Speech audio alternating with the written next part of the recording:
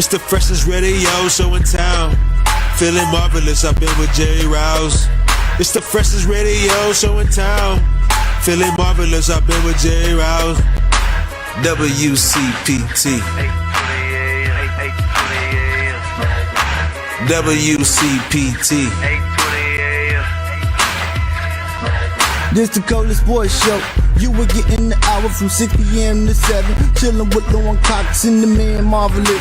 Shout out to Mr. Rouse and the Italian style. You what sports is the only politic. WCPT.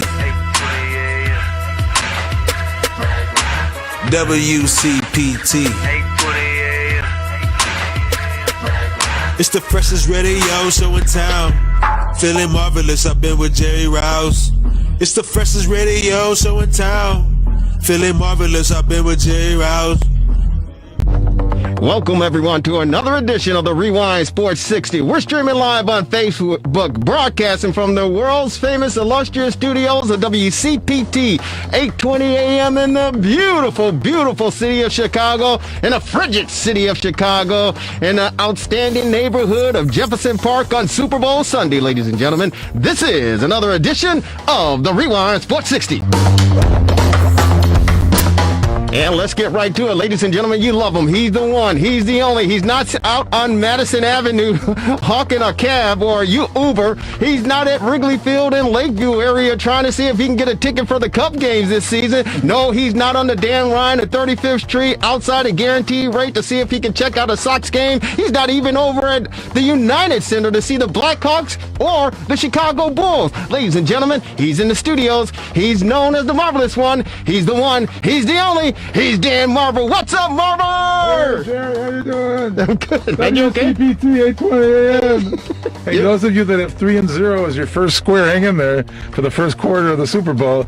But now you can turn down the sound and turn us up. Yeah, turn us up for sure. The Super Bowl is on, and we got it on as well. We know you have it on, but Marvelous said it exactly right. You can keep the Super Bowl on your channel, your computer, your smartphone, whatever the case may be. But, of course, you want to hear the volume on WCPT 820 AM for the fastest hour in sports conversation. And we have a show in store. Woo. But before we get into it, the Marvelous One, hey, man, how you been handling this cold weather that we've been experiencing? Well, we were lucky. I mean, January wasn't that bad. And now, I guess, the other shoe is turned, or whatever you want to call it, but this is not unusual. I remember 2 years ago we had the polar vortex at the end of January, and 10 years ago people were stranded on Lakeshore Drive on this week with 23 inches of snow. And if you want to go back further, January of 1967 was like unbelievable, 20 plus inches of snow. So it happens.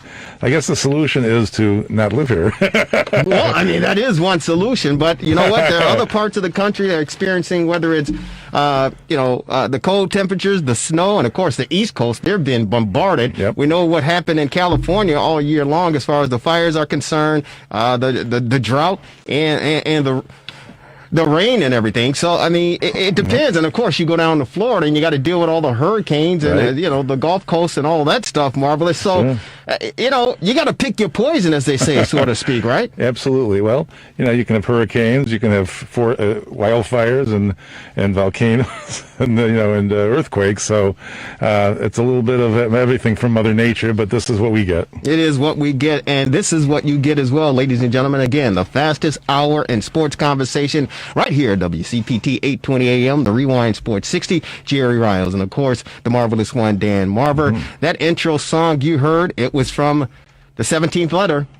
Of course, he's known as Q, Quentin Demps, putting it together. He's obviously on assignment. His assignment is to watch the Super Bowl, and of course, the beautiful, lovely, talented, and outstanding Lauren Cox as well. So it's just the two of us riding shotgun, handling business. And ladies and gentlemen, if you want to tune in or give us a call to talk about our topic of conversation for the next hour, our number here is 773-763-9278, 773-763-WCPT, and it's our immediate number to get in contact with us if you want to respond to anything that we're discussing regarding a subject matter that was brought to my attention, Marvelous, and I saw the report, and I was literally blown away, and my mouth hit the floor. And it's an ABC News investigation report done by reporter Ryan Smith of ABC, of course. And this past week, he revealed in his investigation and report that 2 former NFL players are suing the league due to experienced concussions. Now, these players suffer from depression, memory loss, and bouts of anger. The players, Kevin Henry, a former defensive lineman for the Pittsburgh Steelers, and Chicago Bear fans know this guy. He's a former running back for the dreaded Green Bay Packers. That, of course, Najee Davenport. But those 2 players say the league uses a formula, get this, called race norming. Now, that assumes that black players, they start at a lower cognitive level than white players. Race norming. The NFL formula used says black players start off at a lower cognitive level than the white players. It makes it more difficult for black players to qualify for compensation. Now, the practice is used, again, it's called race norming. The test results are adjusted for supposed differences between demographic groups. Yeah. So, of course, the black players of retired from the NFL have one set of rules and the tests, and the white players have a different test. Henry, in 2017, underwent a series of tests that determined that he suffered from cognitive decline similar to early stages of mild dementia. Here's a comment from Mr. Henry regarding his concussions. Football doesn't give you an expiration date. It just happens. You just expire. I've had 10 concussions or more, and that's not even common practice. After his time in the league, Kevin Henry says he began suffering from depression, memory loss, and bouts of anger. In 2017, he underwent a series of tests, a doctor determining that Henry was suffering from a cognitive decline consistent with mild dementia. So he submitted a claim to the landmark 2013 NFL Concussion Settlement Program. What was the result of the claim you filed? I was denied. He was denied. That soundbite courtesy of ABC News, of course, the reporter Ryan Smith, and that was, of course, Kevin Henry, former defensive player for the Pittsburgh Steelers, commenting on the case. Now, an NFL administrator claimed there were issues related to validity to the test. The evaluation used inappropriate norms. The concussion settlements, the 2 players accused the NFL of racial double standard. I hadn't heard this before. The NFL says the race norming formula is optional, but they also go on to say that clinicians who test the NFL players say they are required by the league to use the formula. Race norming was put into a place and is used to eliminate the amount the league has to pay out. Get this, folks. The amount the league has to pay out to former players who file concussion claims. So this is implemented. It is put into place so the NFL are selective as far as who they're going to pay money to.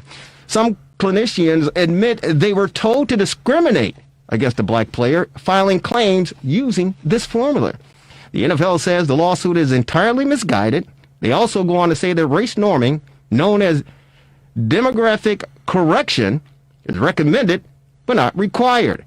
The NFL goes on to say the concussion settlement program was agreed to by all parties with the assistance of expert neuropsychological clinicians. It relies on widely accepted and long established testing and scoring methods. Yeah. Now listen to this. 3,000 claims have been filed. There are 3,000 former NFL players who filed claims against the National Football League. Out of those 3,000 claims, 1,200 were paid out, totaling nearly $800 million. But no demographic data, marvelous, was available. So you don't know who received the compensation of those 1,200 players who got paid. You just don't know who they are. And based on this, it's pointing to the fact that the white players were able to collect, the black players were denied. Now, these 2 players are currently waiting on the judge's ruling on the NFL's motion to dismiss this case. You'd think the name of the players could be obtained with freedom of information.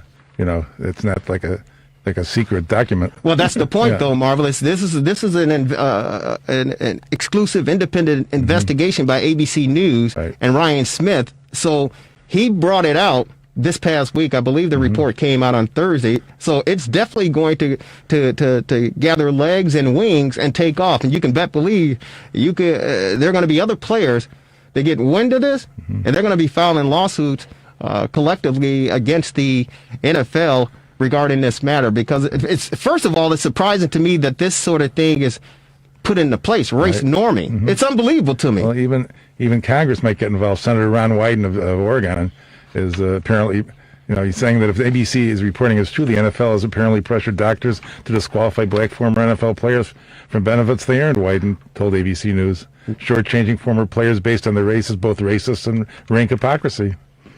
So maybe Congress will get involved too. Well, I'm sure Congress will probably get involved, but as far as doctors are concerned, we're pleased to join on our TRS60 hotline, ladies and gentlemen.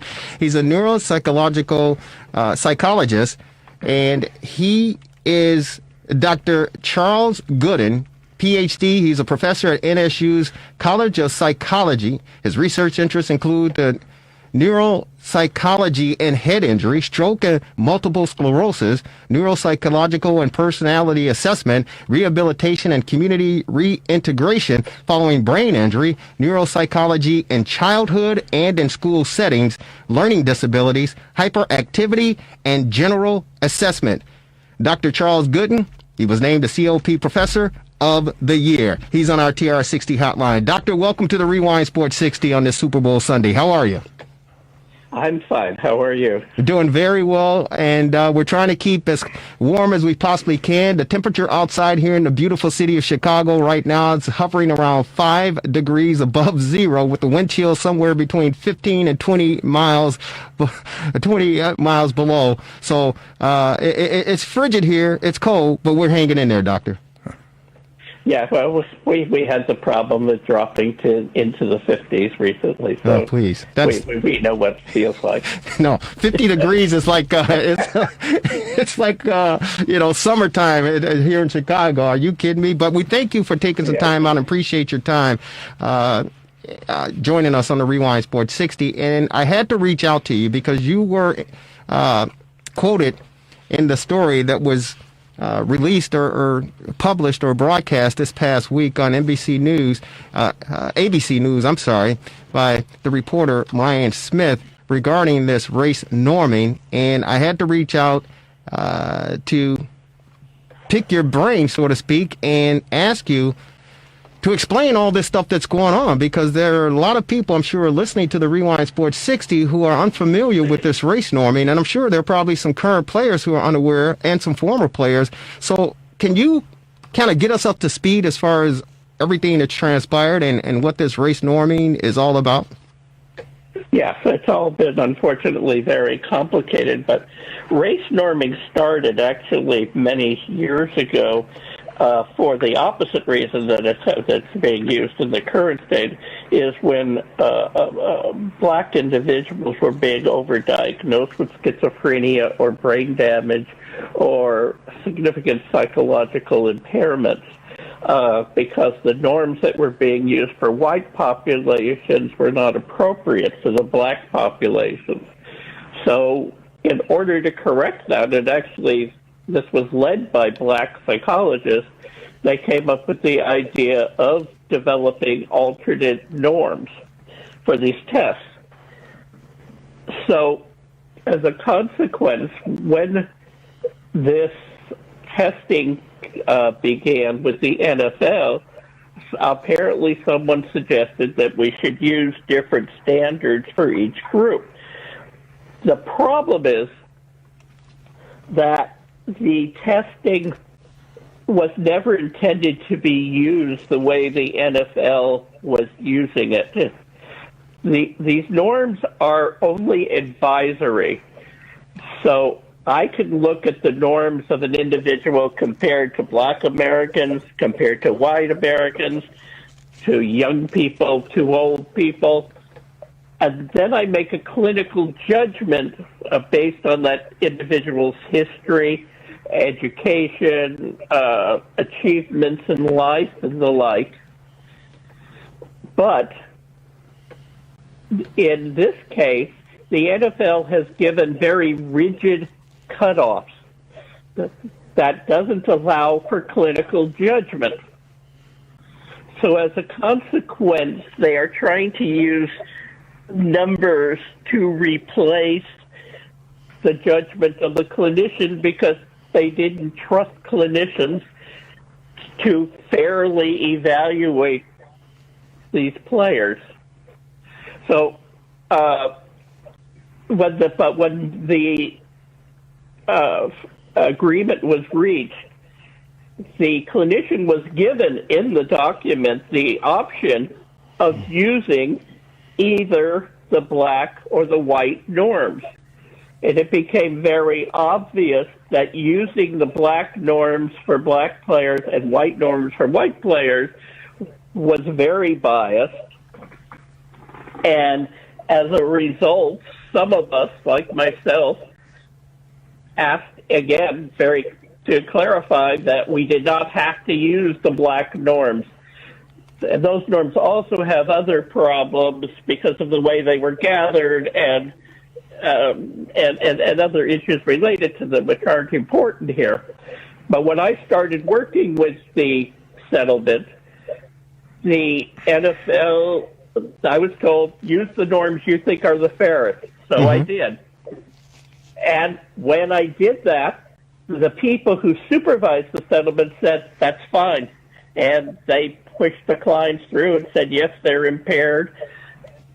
But when the NFL got to review it, their lawyers got to review it, they challenged cases where you use the general norms for everybody, but where the black norms would have made the person not qualify.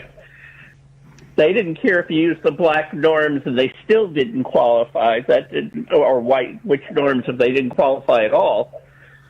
But in any case where there would be a difference, the NFL lawyers have challenged this. So when the NFL says you're allowed to use anything you want, they're not actually telling the truth. That it is possible that's the intention of the NFL itself, but it's certainly not the intention of their attorneys. They also challenged these results in the testing on a number of other reasons, which again, the person who supervises all this has approved what we did, but then the NFL challenges it in order to reduce the number of people who are allowed to be qualified for the settlement. I continue to use the same norms for everybody, but a lot of people felt pressured because they were being investigated just as I was when they didn't do it the way they really, apparently the lawyers really wanted us to do it. I said that I didn't care if they were going to investigate me. I was going to do it correctly or not at all. So that's how we got to where we are now. Well, congratulations to you, and thank you for standing your ground. And you know, you took an oath, I believe, and you know your ethics stood in place, and you stood your ground. So, congratulations to you. And we're on with Dr. Charles Golden.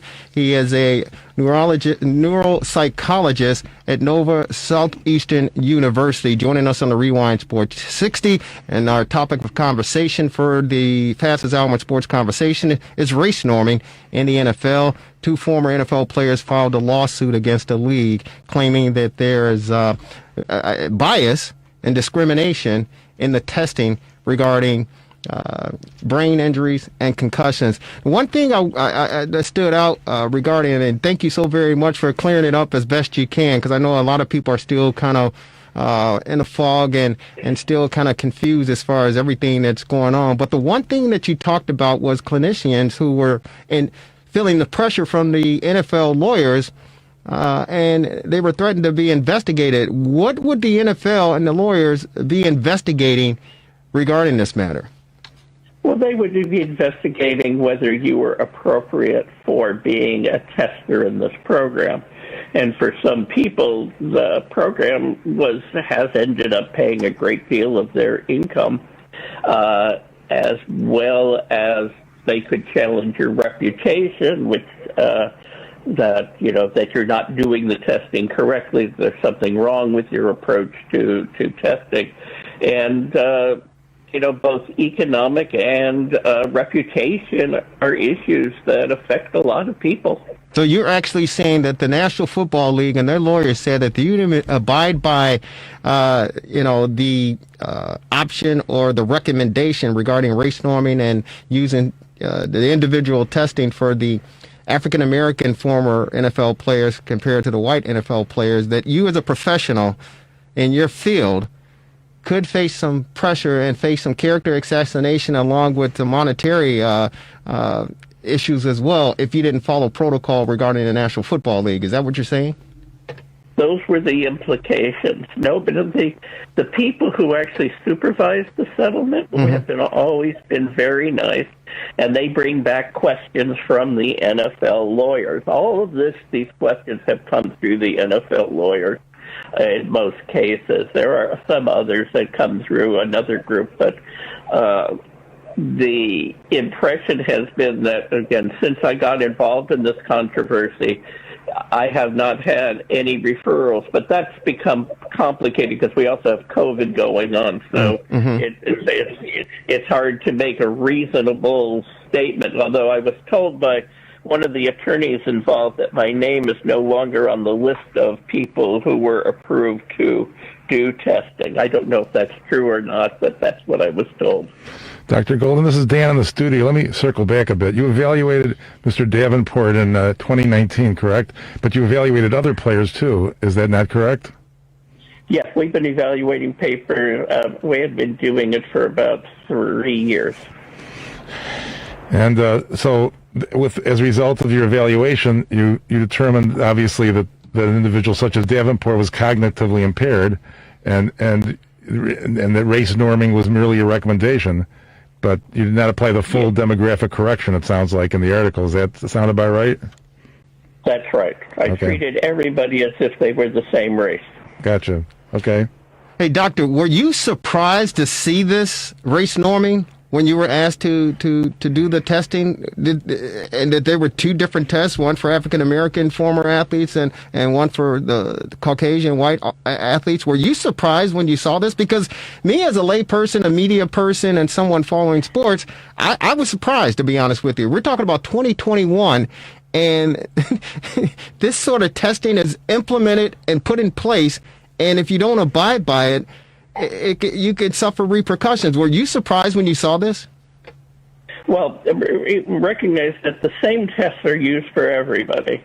It's just how they, for example, in the white population, a score of 10, to simplify this, might be seen as impaired. Whereas if you're black, you have to get a score of 7 or 8. You got to get a lower score before you're seen as impaired. The exact same test. It's just different thresholds that you have to meet in order to qualify as being impaired. So, yes, I was surprised at that, which is why I'd asked them the question of whether we had to use these norms, because I had questions about them. And again, I was told no. And as I said, the settlement people, both in Mr. Davenport's case, approved what I wrote and sent him through to be compensated. And the NFL is allowed one last time to object, and that's when their lawyers made that objection. Wow. So what's the next step? And it's interesting because, the former Pittsburgh Steeler defensive player, Kevin Henry said, hey, you know what? Listen, we're out there playing football just like the white guys. We get hit. They're not hitting us lesser because we're black or more because we're black. It's a car crash, every play. He said, we're getting hit hard. We're getting tackled the whole 9 yards, comparable and equal to our colleagues, our white, teammates and the opposition, yet they're tested differently. And I mean, that's a valid point because listen, concussions, they don't, it's like this virus, it doesn't select, hey, you know what, I'm going to take care of you because you're black. I'm going to make it more extensive because you're black. No. When you get hit upside the head playing, in my opinion, the greatest sport in the world, but the most violent and dangerous sport in the world, we've seen a lot of players who have suffered a lot in their daily life after leaving the game. And it's just surprising and appalling that the National Football League would put something in place like this and not just judge everyone equally and fairly. And it's very disappointing, to be honest with you. Any comments regarding your thoughts on the division as far as, concussions are concerned? Did we lose him? Oh, we must have lost him. Hey, Devin, if you can call him back, tell him I don't know what happened. We apologize to any of you out there listening. We were on with Dr. Charles Golden, Nova Southeastern University neuropsychologist, joining us on the Rewind Sports 60 to discuss former NFL players' race norming lawsuit that was just unveiled or just came publicly. ABC News, right, with a report this past week. The poor Brian guy, Smith. poor guys in Fort Lauderdale. He said it was 50 degrees there. Yeah, well, I wish it was 50 degrees there. We're going to go commercial free, ladies and gentlemen. We want you to be a part of it. If you have any questions for yours truly, Jerry Riles, of course, the marvelous one, Dan Marver, please feel free to give us a call. Hey, Dr. Goldman, I was asking you, I said it was appalling and disappointing, because Kevin Henry said, hey, listen, you know what? Concussions, it's not selective. You get hit upside the head, and he said multiple times, 10, 12 times, he said not even including practice, and, life after football has been basically hell for him. There's no difference between being a black former professional football player and a white professional football player because you both suffer the same sort of injury. I just wanted to get your comments on what Mr. Henry had to say regarding that. I agree with Mr. Henry. I was very surprised that the NFL contested these cases. And I'm even more surprised after they made their statements publicly that you could use either set of norms and it didn't matter. And yet, that's exactly what we're arguing about here, is which set of norms we use. Where do you see this thing going from here moving forward?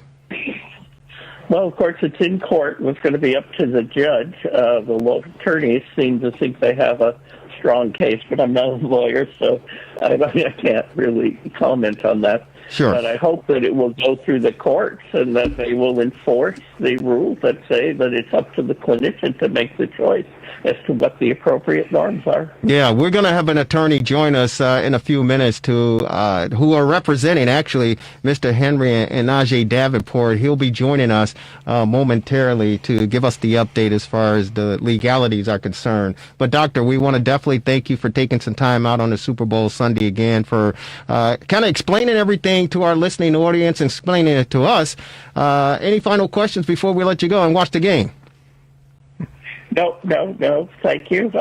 Feel free to call anytime if you want to talk about this further. You got that right. It seems like we're going to be talking about this a lot more moving forward because I'm sure there are going to be a lot more athletes who are made aware of this and who will be jumping on the bandwagon, so to speak, because it's just, again, it's an unfortunate situation. It's appalling and it's disgraceful. We're talking 2021 and you got the NFL lawyers stepping in and say, hey, you know what?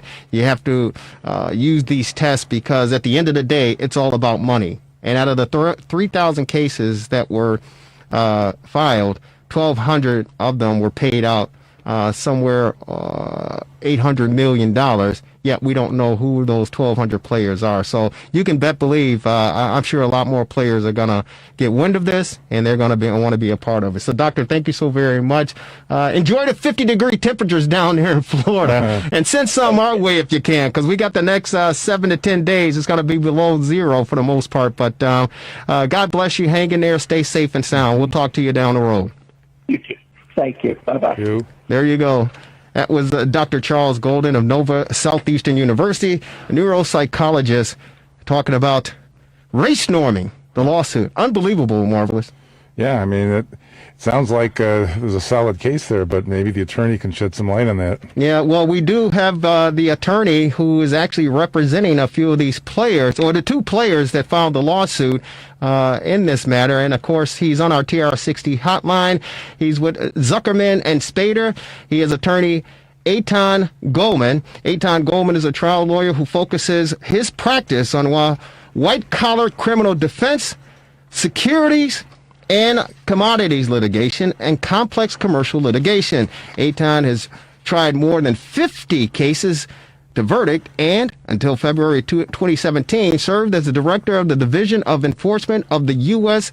Commodity Futures Trading Commission. Earlier in his career, he served as an assistant U.S. attorney in the Southern District of New York. And Mr. Goldman is on our TR60 hotline. He is representing the two players, as we talked about, Kevin Henry for the Pittsburgh Steelers, a former NFL player, and, of course, Najee Davenport, former running back for the Green Bay Packers. Clinicians fear NFL's concussion settlement program protocols discriminate against black players. He's on our TR60 hotline. Attorney, welcome. It's Jerry Riles along with the marvelous one, Dan Marver. How are you on the Super Bowl Sunday?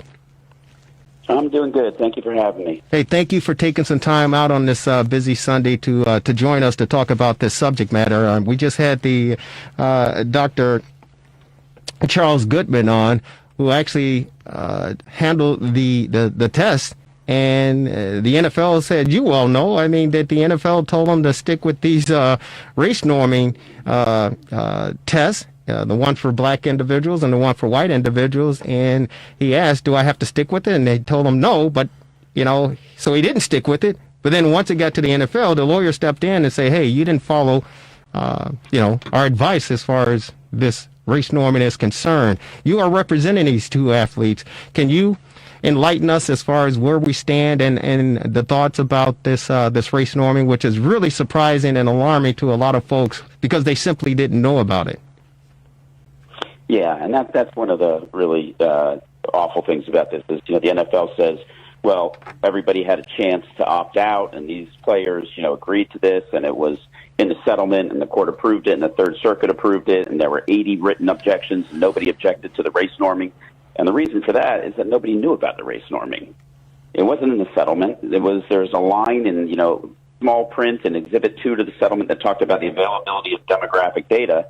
But then the NFL and class counsel did this guide, the BAP guide, in secret, which basically instructed doctors to use the full demographic norms, which means discriminating based on race, which means race norming. And, Dr. Golden, like some other doctors, decided not to do it. While the NFL now is saying the doctors don't have to do it, they can use their own clinical discretion, that's just not true because the NFL appeals whenever the doctors don't use it and a black former player gets an award. So, they're on the one hand, they're saying, well, it's not us that's forcing them to, but they are challenging. I mean, they went and they appealed Naja's award and got it reversed by the special masters. So it's not really up to the doctor's clinical discretion. It's the NFL trying to save money by making it harder for African-American former players to recover from their damage. And these people, some of them are really profoundly disabled. No, there are a lot of them that are disabled. I know, Reeve Sorey, who played with the great late Walter Payton. He's a offensive lineman. Today, he's in a nursing home, and he's almost basically bedridden, and most of it due to his playing days in the National Football League. And we're talking about the 70s. And the luxuries that these players have today, they certainly didn't have that back in the 70s. And as you all know, these players were told, hey, you got an injury? You got a concussion? No, how many fingers you see? I see 2. When there's 3, they say, get your butt back out there. And now you're absolutely right. These players are suffering, whether it's from, mild dementia, whether it's from knee replacement or hips or whatever the case may be. They're suffering because of the game that they love, and it's appalling, it's disgraceful, and it's just sad and disappointing that the National Football League in 2021 would even have something like this in place black and white. That's almost like the Jim Crow, where, the water fountain. The black water fountain is over here, the white water fountain is over here. It's unbelievable that this is even implemented. And for doctors such as Dr. Charles Gooden to say, I'm going to stick to the, my game plan, my teaching and my education, and then to be, reprimanded. And he said some of these doctors are being investigated, if they don't go along with the protocol. It's unbelievable. It's truly unbelievable. Now, how did you and your law firm get in contact or get a hold of these two players, Kevin Henry and, of course, Najee Davenport, regarding this race norming lawsuit? Well, we represented some former players in the original lawsuits. A partner of mine represented Mike Webster, who's the Pittsburgh Steeler great, and just got to know some of the other lawyers. And then we heard about this, I don't know, about a year ago, and we really couldn't believe it was true. But we did some research, and it turns out that it is true. It's completely egregious. I mean, you talked about this being like Jim Crow. I mean, this is what Jim Crow looks like in 2021. It's not it's not big signs hanging on water fountains saying blacks can't drink here. It's this discrimination that's embedded in software. So you have two former players, one white, one black, same age, same gender, go in, take a test on a neuropsychologist office. They get the same exact raw score. Bell tells the white one, you've got dementia, here's some money. And they tell the black guy, you're just black. I mean, it is that simple and that egregious. It's unbelievable. It's unbelievable. Yeah, it really is. It makes your jaw drop when you hear about it. When I saw the report earlier this week, I couldn't believe it. I seriously couldn't believe it. And of course, the next day I had to give you a call to see your availability to come on to talk about this, because I was the investigation by ABC News, and congratulations to Ryan Smith on the work that he's done and put into this to reveal this. But I was just beside myself when I saw this, and I said, we certainly have to discuss this. So I appreciate yourself, Attorney Aidan Goldman, coming on to discuss this with our listening audience. Hey, Mr. Goldman, this is Dan in the studio. I'm looking at the complaint. Is this the one in the United States District Court for the Eastern District of Pennsylvania, Davenport and Henry versus the NFL? Is that the one that you're involved with? Or is there? Yeah. I mean, the concussion settlement was reached in the Eastern District of Pennsylvania, right? Like there were many, many different lawsuits for guys who had suffered concussions against the NFL, but then they all got consolidated as one class action before a judge in Philly, the Eastern District of Pennsylvania. So we brought a couple different matters last August. On the same day, we filed a Article 27 motion within the settlement, where we basically said to the judge, look at a settlement. It does not require what the NFL says it requires. And then we also brought a 1981 lawsuit, and that's just the Civil Rights Act, saying that you can't discriminate against people. So has COVID slowed down the process, or where does this stand now?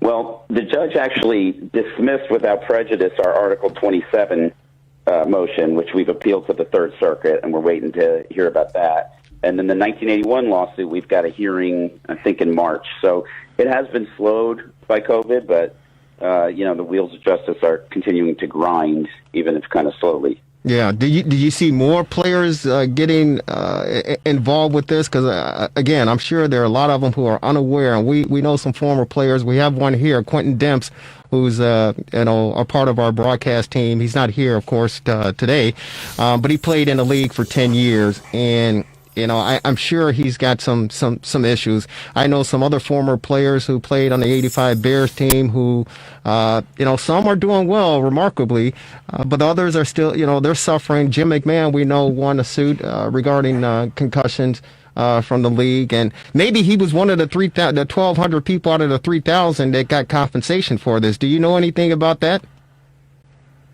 I don't know specifics about that. I mean, the NFL has all these statistics, and one of the things that we're asking for is the numbers and the comparison between how hard it is for a black former player to get an award versus a white former player. And I think you're right about former players. I don't think they had any idea that this is how the settlement was going to be interpreted by the NFL, because I've talked to a bunch of former players, and to a man, black or white, they say they never would have, voted for this. They never would have agreed to the settlement if they knew that it was going to be implemented in this discriminatory way. Well, that's part of the defense for the NFL. They're saying that all sides agreed to this. Yeah, well, that's not true. All sides agreed to the settlement. Settlement doesn't say there's going to be a black door and a white door. I'm sure it doesn't. If they had said that out front, this settlement never would have been approved by the players. Yeah, I'm sure that's the case as well, and they just wanted to, do their homework, and they tried to pull a fast one. The interesting thing about this is the fact that, again, that they say, hey, we can pull a fast one, and this is a multi-billion-dollar industry. These guys aren't starving. It's a multi-billion-dollar industry, and these players put their heart and soul on the line for this game. And even through this pandemic, it's refreshing to watch these guys play because it's a form of entertainment and it's a stress reliever, right? So it's surprising that the National Football League and their attorneys even had the gumption to put this in place. I still can't believe it. I really can't. Yeah, the NFL is the most powerful, most lucrative sports league in the world. They something like $15 billion a year, and they're doing this. I don't think they're doing this because they hate black people. I think they're doing this because they saw a way of saving money, but it doesn't make it right.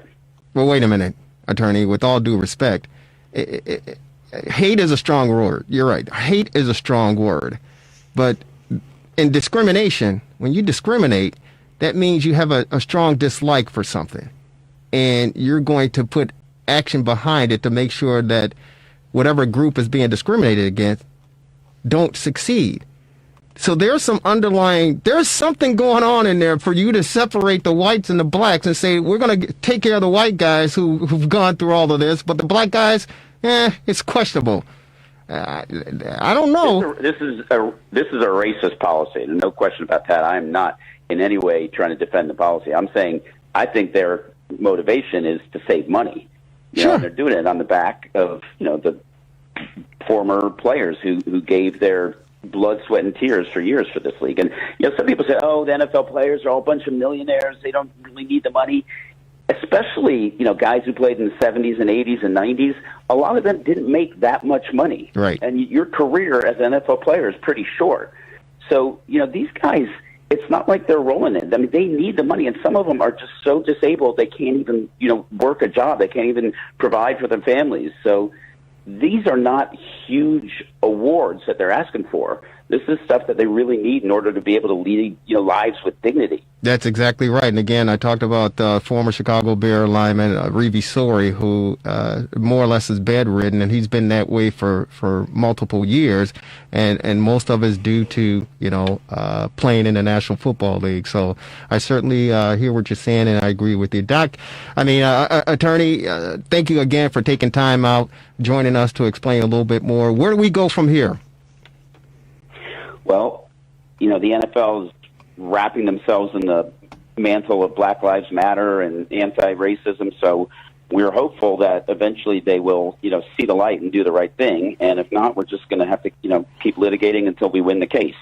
We've got a status conference in March before the judge on our Civil Rights Act, so hopefully that'll go well. Well, attorney, you have our blessings here. You have an open forum. Anytime you want to join us to elaborate and keep us up to speed, the door is open. We really appreciate you taking on this battle for these retired players who are really, really needed. And God bless you. Keep up the good work, and we'll be in contact. Thanks very much. Thank you so very much. Ladies and gentlemen, attorney Eitan Goldman with Zucker Spader out of New York and Washington, D.C. on the race norming lawsuit filed by two former NFL players, of course, African-American, Kevin Henry with the Pittsburgh Steelers, and, of course, Najee Davenport, running back for the Green Bay Packers. Marvelous? I'm sure the last thing the NFL wants to do is have a racist policy exposed. I mean, that would be rather foolish of them to not knowingly do such a thing. So it is quite puzzling. It is quite puzzling. And again, great work by Ryan Smith of ABC News for doing this investigative reporting and bringing it to light. Because again, I definitely know fans were unaware of this, and I know that there are a number of current players and former NFL players who totally are unaware of this, and the attorneys for the National Football League felt, hey, you know what? We could pull a fast one. And they agreed to it, and before they know it, boom. It's boom. But the bad thing about it is these doctors, these neuropsychologists who are doing the testing, when they say, hey, we're not going to follow your protocol, they're being reprimanded and challenged. Yeah. Which is, that's a form of bullying. It's unfortunate. Yeah. It's unfortunate. Well, the one fortunate thing is we're a week away from Valentine's Day. Yeah. Are you got any plans for Valentine's Day, Marvelous? I think it's going to be below zero between now and then, so it might be a good day for cuddling. Yeah, you can do the cuddling thing. You still do that? You play footsies under the blanket and all that stuff, Marvelous? You have to. To keep warm, right? Right. Well, I'm trying to figure out some ways and some ideas to, liven things up next Sunday, Valentine's Day, and because you always got to do it. There's no question about it. Regardless of whatever the situation is, you gotta celebrate Valentine's Day with your loved one. And what other better way to celebrate than having dinner? Maybe at Serenello's in Wheeling, located on Milwaukee Avenue. We're pleased to be joined by my good friend. I love this guy. He's fantastic. And ladies and gentlemen, they say the quickest way to a man's heart is through his stomach. This guy has my heart because he goes through my stomach. He's on our TRS60 hotline, ladies and gentlemen. He is the Honorable Chef Michael Bonner. Chef, how are you? Good, Jerry. How you doing tonight? Hey, we're doing good. We're trying to keep warm as best we can, brother. But I definitely wanted to get you on and see what's going on. We miss being over at Serenello's. We just miss being in the environment. But with this this pandemic and the virus and the opening and closings of restaurants, man, you well know firsthand it's been very, very difficult. And real quick, get us up to speed as far as how things are going for you and the restaurants and the business. Well, it has been a real challenge. 2020 is a year that you want to forget. But I've been thankful for the customers that are listening and those that have ordered from the restaurant via carryout and given us an opportunity to keep the doors open. We're thankful that we have the opportunity to get diners back into the dining room. And I just wanted to let you know that this weekend we're going to be doing brunch, Valentine's Day brunch, and we have wonderful menus put together that are for curbside Valentine's Day menu to go, as well as in-room dining. So it's been a real challenge, but we've been trying everything we can to stay relevant and keep people knowing that we're here and reaching out for support. Yeah, well, you know what?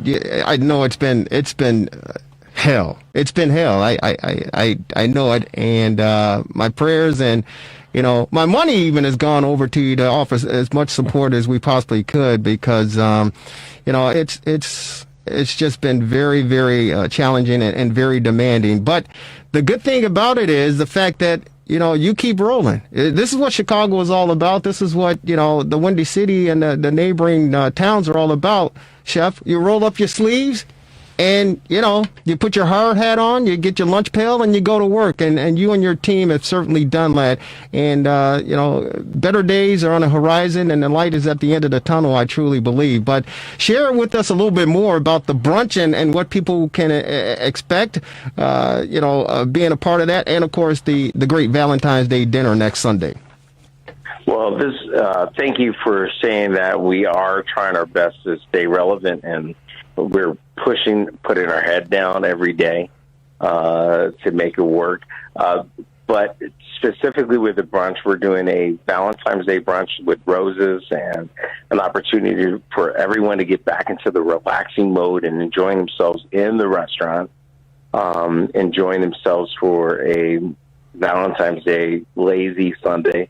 And we also are offering an opportunity for people to, have the curbside menu that has lobster, filet, and, different other things that we have going. And we just want people to realize that the restaurant community is there for them to be able to enjoy themselves. And hopefully we love to get them back into the restaurant as they are comfortable, or, their comfort level allows them to be. But at the same time, if they don't want to come back in the restaurant and enjoy the indoor dining, they can come into or order curbside carryout. Hey, this is Dan in the studio. I assume with social distancing, you'll have some space limitations. I guess we better get our reservations in pretty quick, huh? Very quick.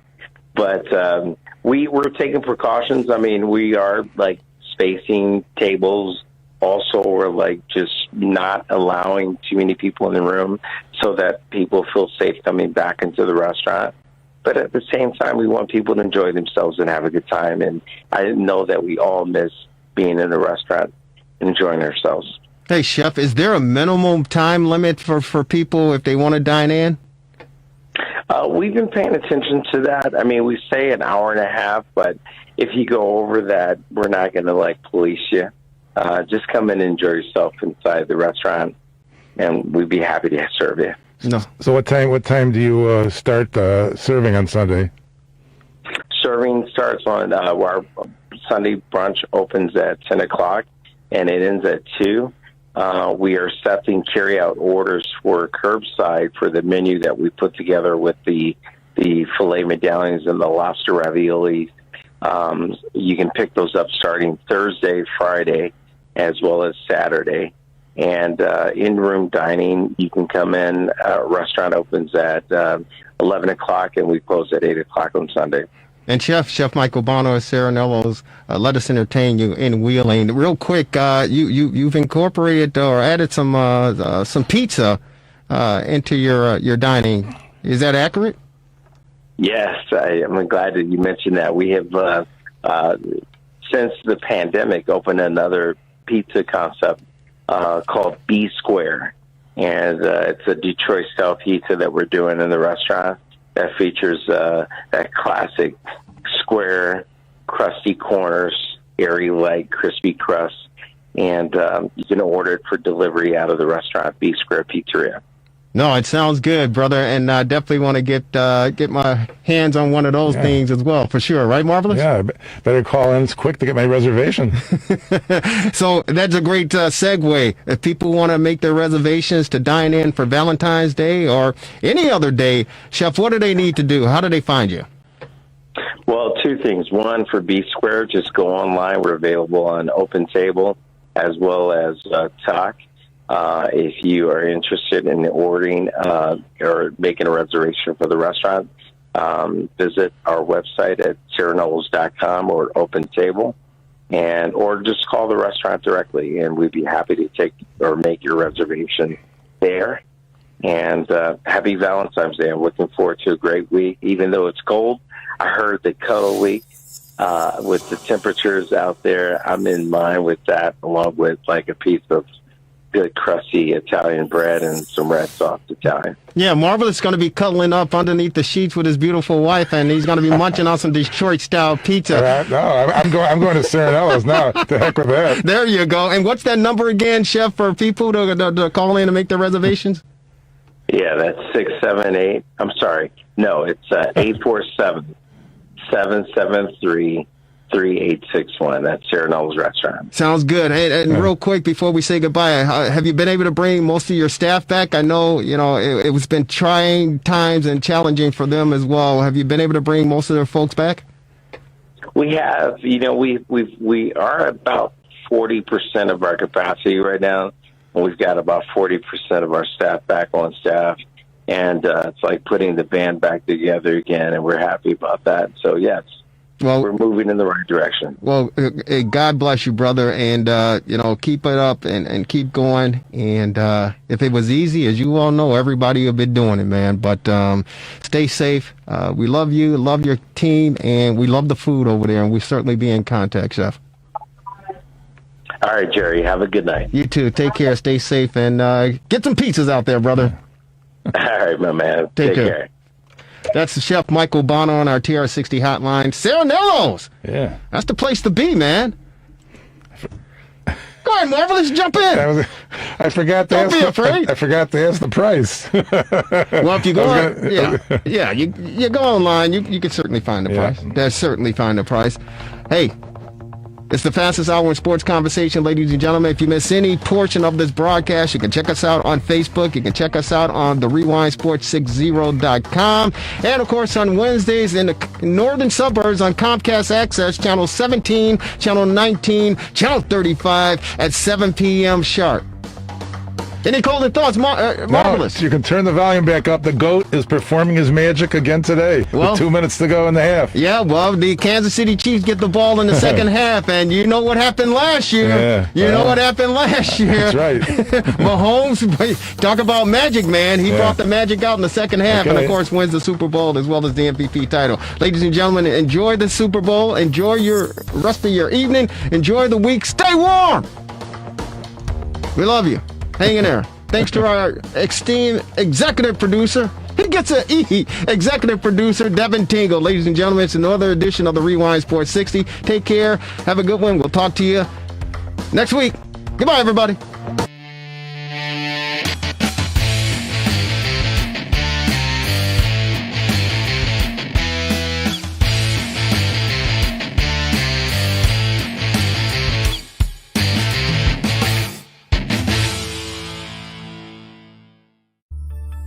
Relax, reset, rejuvenate. Go to our link right now to restart your life. TheRewindSports60.com. What are you waiting for? Hope to see you soon. The Rewind Sports 60.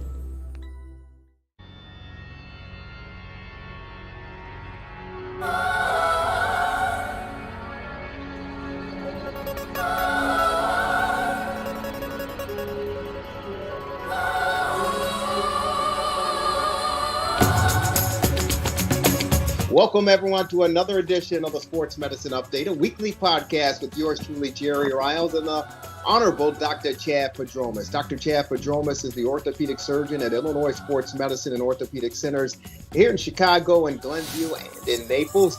And he's the orthopedic surgeon at Padromas Stem Cell Institute. He's also the editor-in-chief of the Anterior Cruciate Ligament Reconstruction and Basic Science. Doctor, how are you? I'm doing great, Jerry. How you doing?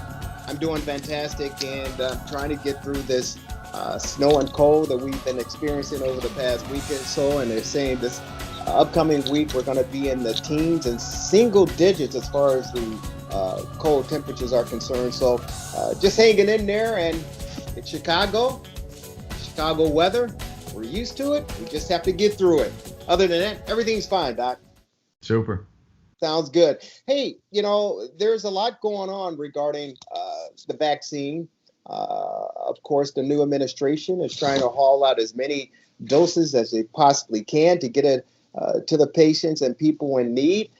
Definitely those on the front lines, the nurses and the healthcare workers who are battling this thing to try to take care of everyone. And, of course, those people 65 years of age and older. And we've heard so many different cases regarding the vaccination, and obviously the benefits are to protect one and to protect your loved ones, but there have been some folks who have said they've experienced some side effects, and we've talked about it off the air for sure. May he rest in peace, and condolences go out to his family and his loved ones and the Atlanta Braves and Milwaukee organization as far as baseball is concerned. But Hank Aaron, after he got the vaccination, days later, 2 weeks or so, he's no longer with us. Cause of death was, natural causes. But some people believe that the vaccination has some downside to it.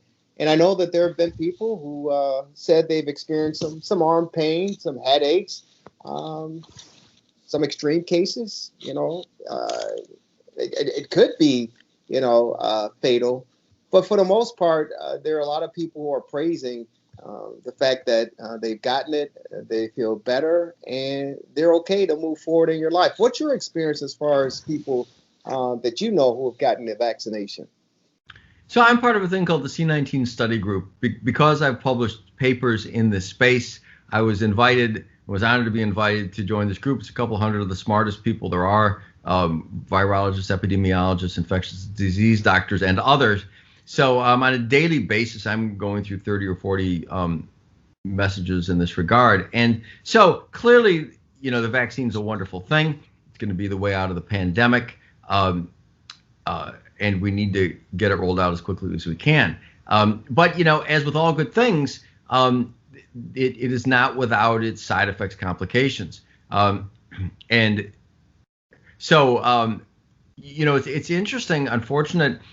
The basic thought is that the people who should get it are high-risk people who are at high risk of having problems, older people with comorbidities. Although overseas they found that people who were terminally ill, they had a significant number of deaths, so they recommended not giving it to them. So it can take a toll on people as well. But the other thing is that, the Pfizer vaccine was the first one out there, and people would get the first shot, be a little sore, no big deal. But the second shot is usually accompanied by far more severe side effects. Not to say you shouldn't do them, and in the vast majority of people, they pass. So by all means, do it. Although it's good for people to be prepared that they might be pretty miserable for, a day or two. But beyond that, there are some people that get more severe, more intense, and more long-lasting problems from the vaccine. And again, doesn't mean don't do it. By all means, do it. But recognizing these things, it would be nice to figure out a way to treat people who have them.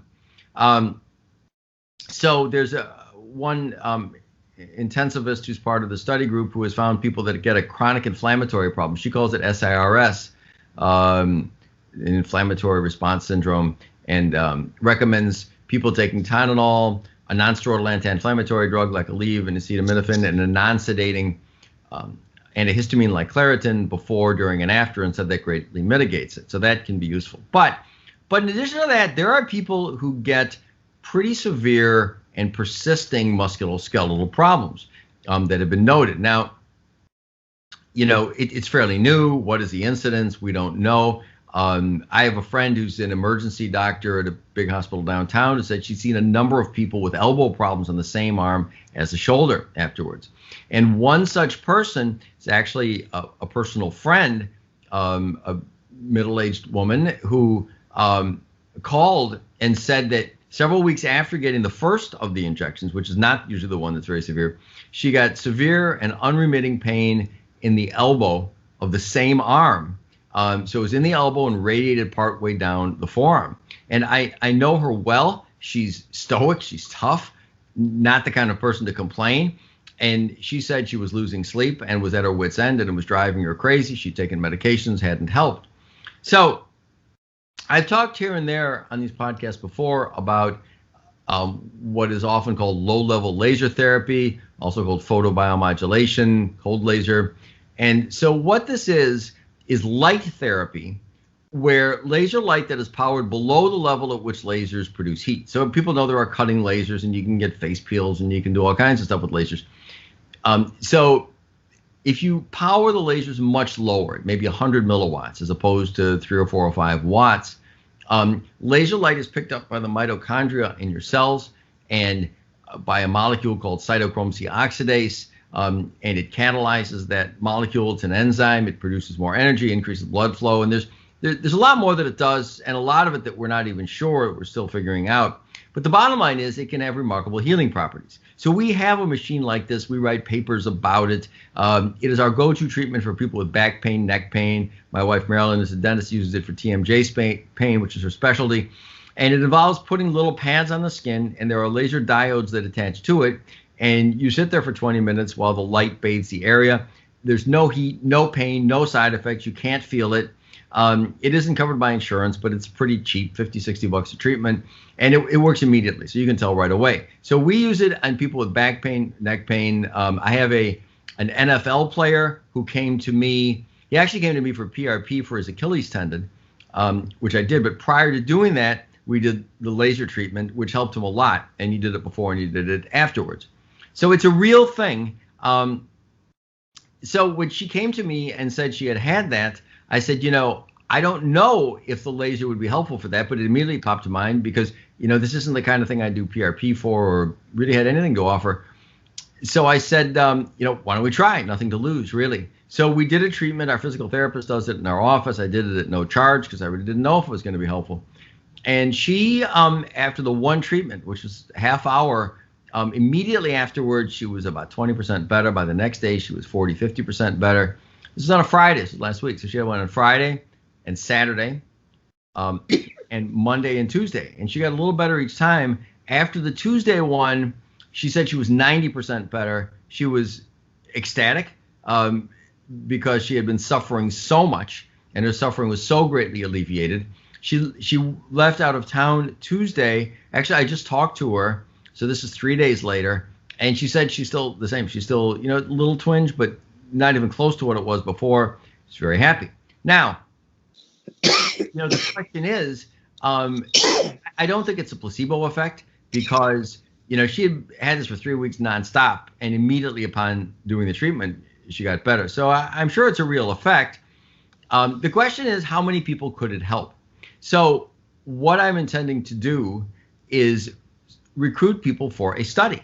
And so I would do people for what we call a phase 1 study, maybe 10 people, I'm not sure, that I would treat at no charge and see how often it helps people. Because this treatment, it's safe and it's cheap. It's not as available as I'd like because there aren't many people that have that many of these machines, but they're out there, and we've got a very high quality one from Germany. There are other ones that are less powerful that might do the same thing that could be tried. A lot of chiropractors use them, for example. We have what's called a class 3B, which means it's powered from 5 to 500 milliwatts. There aren't that many of those out there. There are a lot of class 3A, which is 0 to 5 milliwatts. But they might work too, So I think it would be hugely beneficial to the public health if we were to identify if this were widely applicable for this problem, because obviously we're getting, millions of people getting hundreds of millions of people ultimately getting vaccinated, and getting repeat vaccinated, and we might be getting vaccines yearly more often than just once. And so these side effects are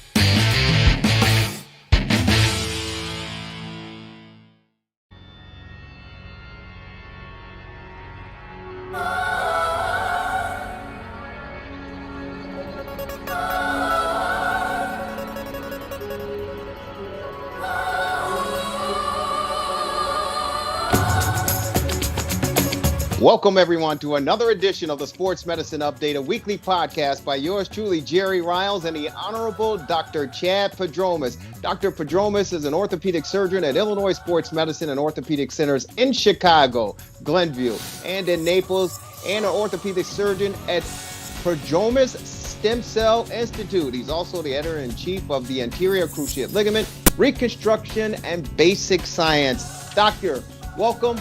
How are you doing? I'm doing great, Jerry. Thanks. How about you?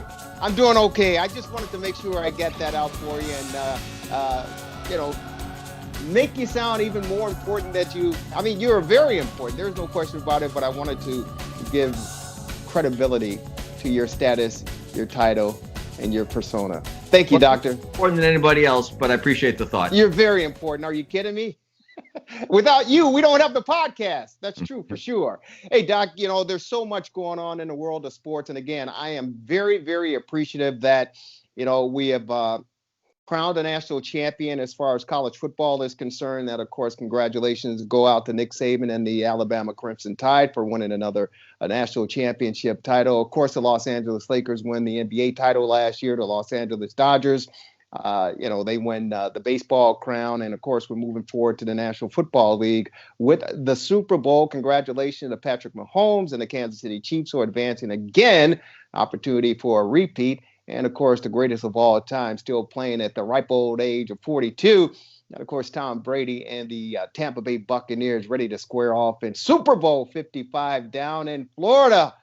You love Florida, that's for sure. But they're expecting a crowd of 22,000 fans to be on hand to witness this extravaganza. Your thoughts on the Super Bowl matchups and, of course, COVID-19 and the precautions that need to be taken to get this thing kicked off?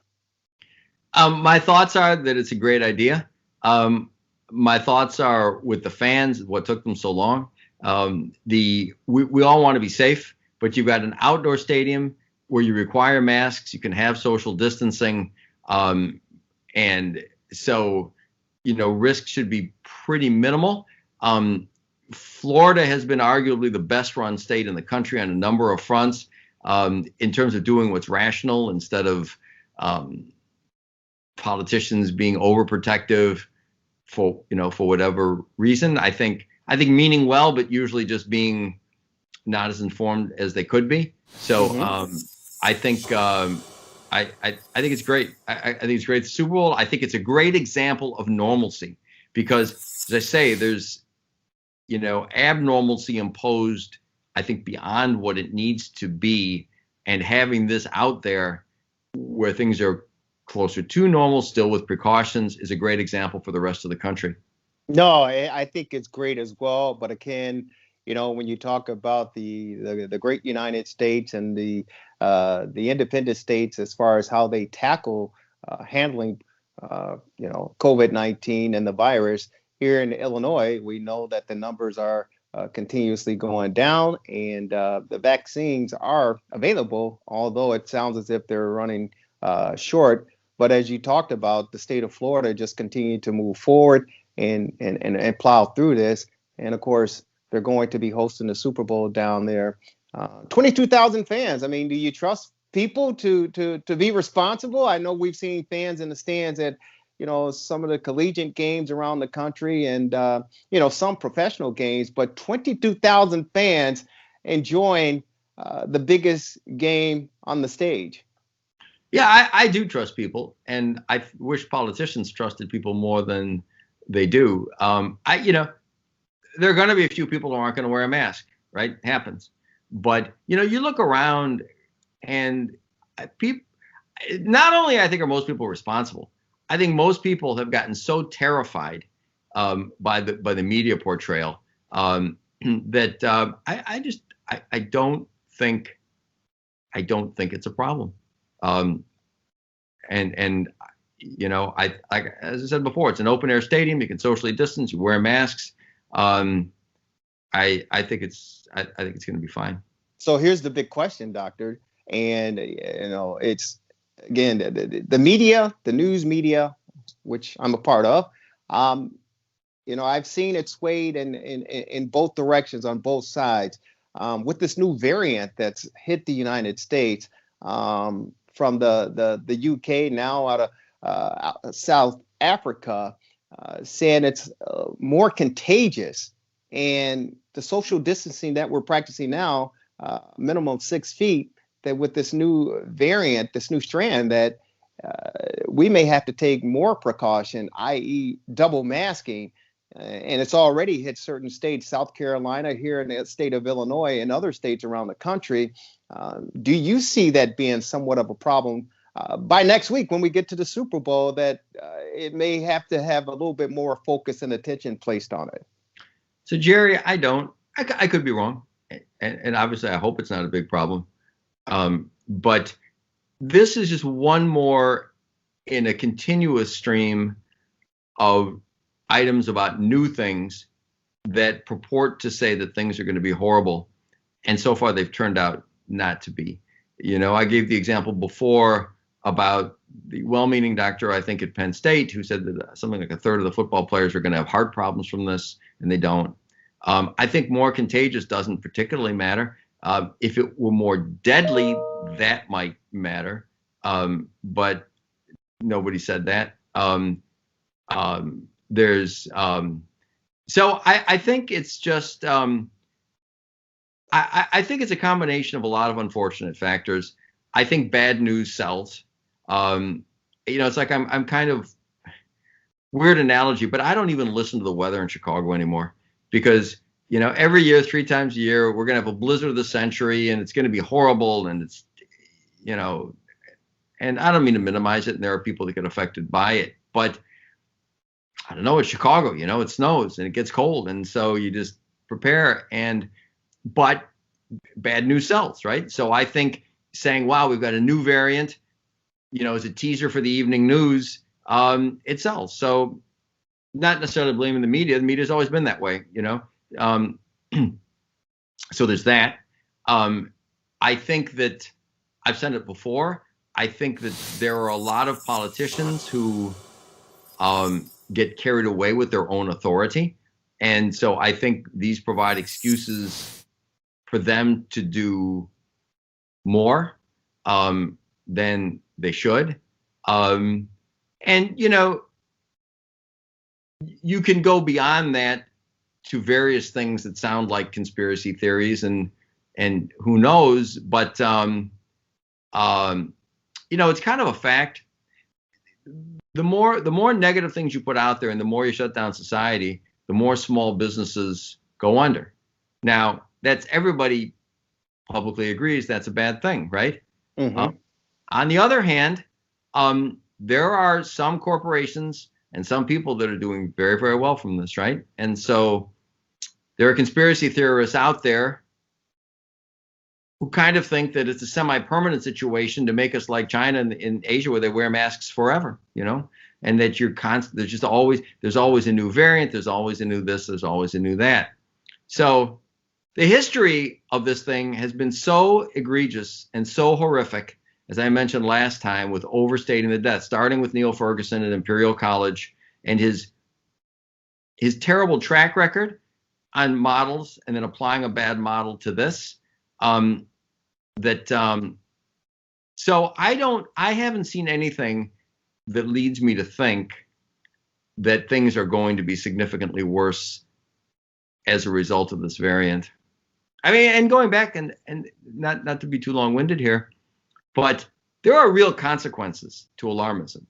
I brought up about poor Governor Cuomo of New York. I'm sure he's a nice man, and I'm sure he loves his constituents, but his action to force people out of hospitals into nursing homes, everybody agrees, I think, resulted in many, many unnecessary deaths. Now, I'm not saying I think his action did that. I don't necessarily blame him. I certainly don't blame his motives. But think about this. Why did he do that? He did that because people were estimating that the hospitals were going to be so overwhelmed, we'd have no respirators and no ICU beds, that you had to clear the hospitals in advance of it. Well, it turned out to be not even close to being true, right? They brought that Jacob Javits ship in and all this, and they had more than enough. President Trump, love him or hate him, made it a point to get enough ventilators, and nobody's been short of ventilators, So there are Democrats, Republicans working together. But my point is just this. You can just say, well, better to be overly cautious, but alarmism has definite consequences. So alarmism in that case, false alarmism, resulted clearly in thousands of deaths. Not questioning anybody's motives, but it did. So I'm just saying, lockdowns, extra precautions have real world negative consequences, which it's easier to ignore than it is the death count from COVID. So I'm just saying it's a bad thing, and people shouldn't adjust their behavior on alarmism without really good justification. No, and I certainly agree with that, Doc. I think it needs to be justified as far as why we as a society do what we do, to the defense of those. Because here's the real issue from my perspective. This is something almost paramount that we've never seen or experienced in our lifetime, and that includes our leaders. As high as the Washington D.C. is concerned, to local leaders, to the storefront and the entrepreneur, business owners. This is something that we've never seen before and something we haven't experienced before. So for me, it's kind of learn by trial and error and learn on the job, so to speak, because there was points in time a year ago at this time where it was looked upon as, it's just a little virus like the flu. It'll be gone within a matter of, weeks to months. By the time the temperature raises, it'll be gone. To leaders saying you don't need to wear a mask, to now in January of 2021, they're talking about double masks. So I think it was hit and miss for everyone involved, including the average layperson, the average citizen, because we just simply didn't know. Some people overreacted to the information that was being presented. Others turned a deaf ear to it. So I think we're all in this together. And for me, the best case scenario is to maybe play it to the safe side, because we simply don't know.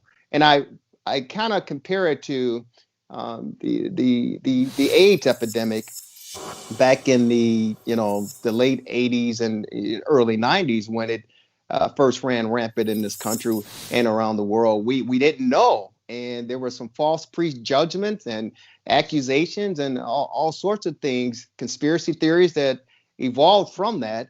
But we learned over time to let science do its job and let the experts do their job. And we got a control and got hold of it, and it's under control, and we found a solution for it. So I kind of apply it to the same of what we're going through today. And I'd rather be safe than sorry, as they say. And you cannot question the more than 400,000 people. Boy, I guess you can, but the more than 400,000 people that have died from this virus. Whether you believe the number and the cause is another concern, but as of now, we're on a record of reaching 450,000 people to die from this. So for me, and again, I applaud those in the sports world that we were able to watch from collegiate sports to professional sports on weekends to take our minds off of this. But I would not want to be in the shoes of these experts and these scientists, because they truly, in my opinion, don't have the answer as well. And they're learning just like we are as we go. My prayers are in hope that we can get control of this thing and get back to some new normalcy. This question, you said be safe. Question for you. Do you think that people, when they lose their business, have adverse health outcomes? Do you think that there's depression and suicide and drug addiction and people failing to go in for health checks and living poorly and gaining weight? So do you think there's a consequence to excessive lockdowns? Yeah, of course there is a consequence. I got a good friend of mine. and he runs Let Us Entertain You. He runs a restaurant in a neighboring suburb of here in Chicago. And when everything shut down, I physically saw his mental state and physical state change because of the pressure, because his livelihood and those that he's responsible for. So I certainly know that it has an effect on those people involved. And I know that there are people who were happy that the state here in Illinois was allowing in dining again. There were employees crying that they were able to get back to work. So I know the effects that it has, but I also know those individuals who won't be saying hello to family members or friends because they didn't listen to the warning signs, and that individual is no longer with us. There's a family down in Texas ignored the warning signs and everything of the virus, and 7 members, they had a party, and 7 of those family members succumbed to COVID-19 and the virus and are no longer here. So it's a double-edged sword, in my opinion, and it's almost a crapshoot or a roll of the dice. How do you approach it? How do you tackle it? I think the NBA did a fantastic job last year by having the bubble and staying strict and stern on the players' comings and goings. Now that they're out and available to travel and go here and there, we see that there's a different approach and a different effect as far as what's going on. So it's a very, in my opinion, very, very difficult decision to make. And I think we all personally have to make that decision, what's best for ourselves and our family and those that we come in contact with. And I'm hoping that, again, the light is at the end of the tunnel and we're close to getting to that light. So the thing of it is, the basic point is that lockdowns haven't helped. And they've compared places that have them and places that don't, and they just don't help. Excessive restrictions just don't. You get consequences, you get deaths, you get suicide, you get mental health problems, you get more cancer deaths because people don't go in for their checkups because they don't want to leave the house. So lockdowns kill people, kill lots of people. That's the one end. In the middle, social distancing, probably masks are good. Okay. At the other end, the things that really would help dramatically are being suppressed. There's treatment that works. Hydroxychloroquine clearly works. Ivermectin clearly works. I had a patient call me today, and I'm heavily involved in this, as you know, and he didn't know anything about it. He said, hey, ivermectin's used all over the world. There was a recent court case where a family wanted to get treated with it. The hospital said no, and they sued, and the judge said, you got to let them, and another place as well. So, why should that be? So what I'm trying to say is this. The middle ground, common sense, mass social distancing, absolutely. And some restrictions, absolutely. But on the one hand, the overreaction kills people, absolutely kills people. So you can't just say, be safe, let's overreact and shut down. You're killing people. You just are, So it just shouldn't be happening now. And on the other end, there are things that we could be doing to save lots of lives that aren't being allowed.